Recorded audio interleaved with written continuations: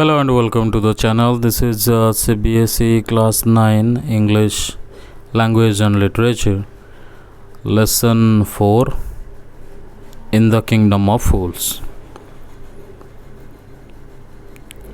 In the story, in the Kingdom of Fools, the king and his minister are foolish rulers who make strange laws, like making people work at night and sleep during the day. Everything in the kingdom costs the same price, just one dudu. A wise guru and his disciple visit this kingdom.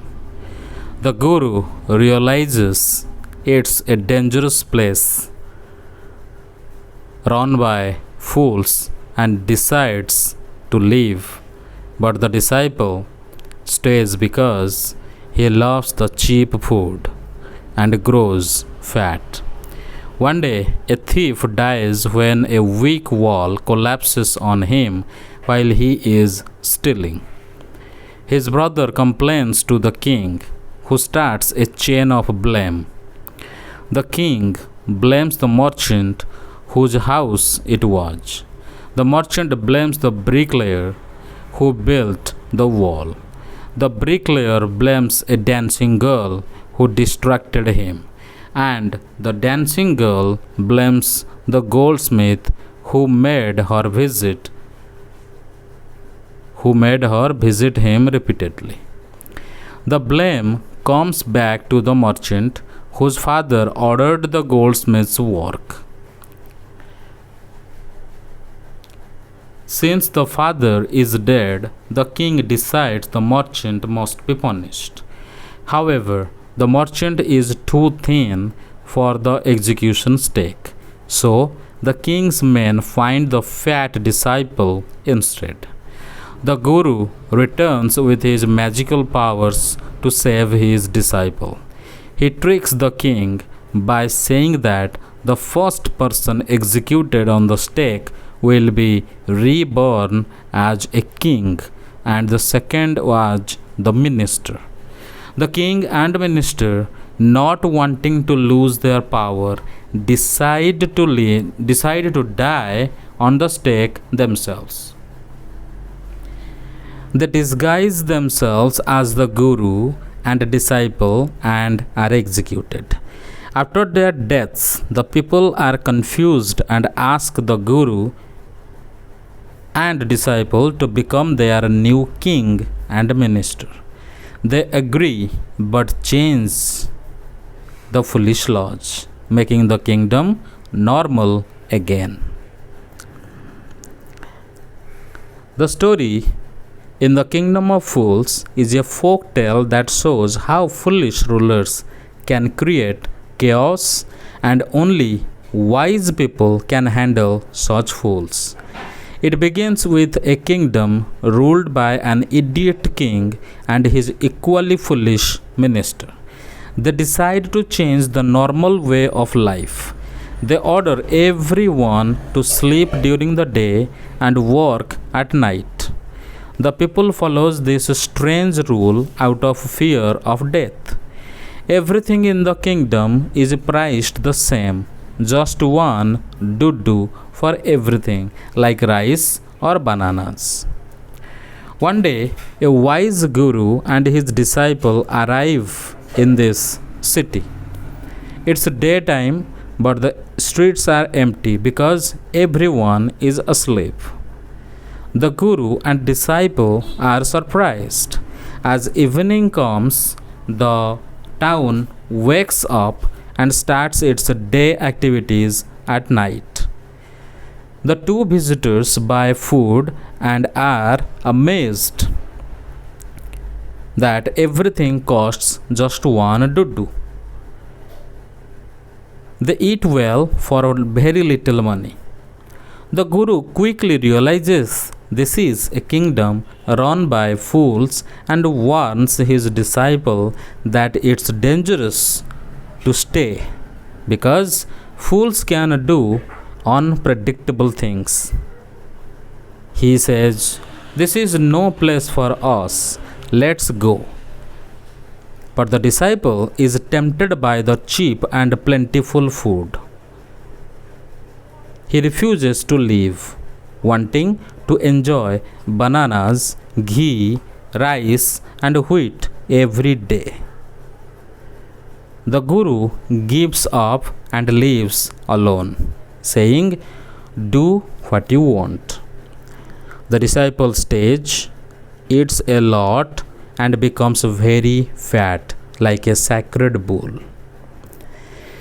Time passes, and one day a thief breaks into a rich merchant's old house by making a hole in the wall. While carrying stolen goods, the weak wall collapses on him, killing him instantly. The thief's brother goes to the king and demands justice. The merchant built a bad wall that killed my brother. Punish him and compensate us. The king promises justice and summons the merchant. The king questions the merchant. Your wall killed this man. You are guilty of murder. The merchant defends himself. I didn't build the house. It was made by a bricklayer in my father's time. Punish him. The king brings the old bricklayer who says, I built this poorly because a dancing girl kept walking by with jingling anklets, distracting me. She is to blame. The king summons the now old dancing girl. She explains, I was walking up and down because the goldsmith delayed making my jewelry with excuses. He made me visit him many times. Blame him. The king calls the goldsmith who says, I was busy with urgent orders from a rich merchant for a wedding. Rich people don't wait. The king asks who that merchant is, and it's revealed to be the same merchant whose house wall collapsed. Actually, it was his father who ordered the jewelry.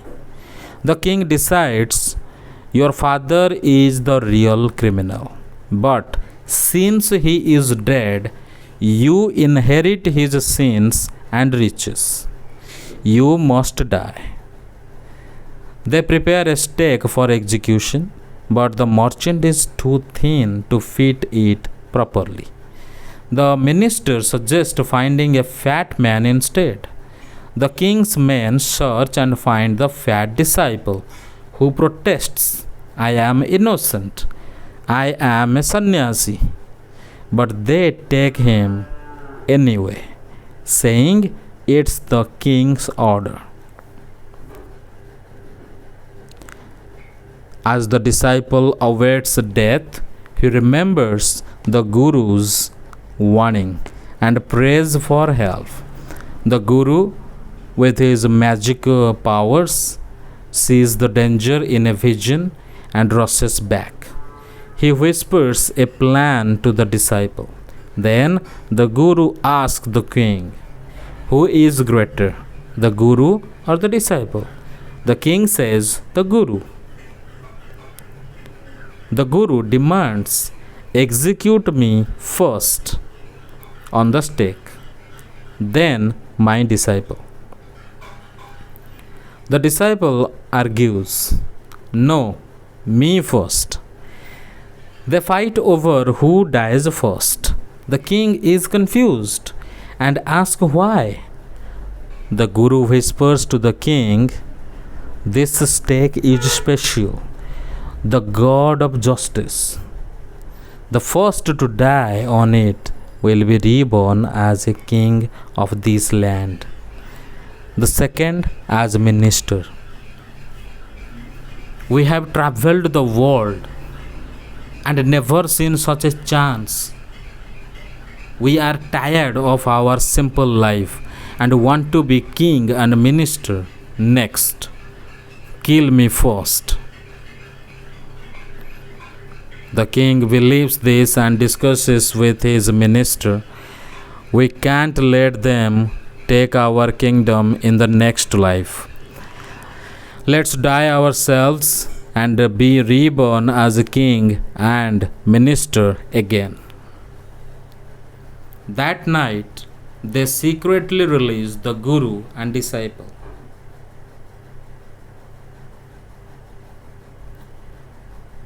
Disguise themselves as them and go to the stake. The loyal servants execute them as ordered.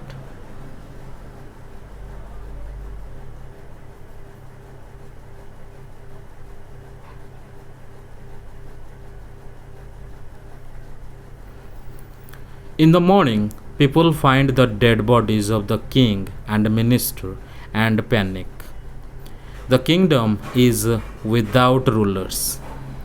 They search for the guru and disciple who were living quietly and beg them, please be our new king and minister. The disciple agrees easily, but the guru takes time to convince. Finally, they accept on the condition that they can change all the old foolish laws. From then on, day is day and night is night. Prices are normal and the kingdom becomes like any other sensible place.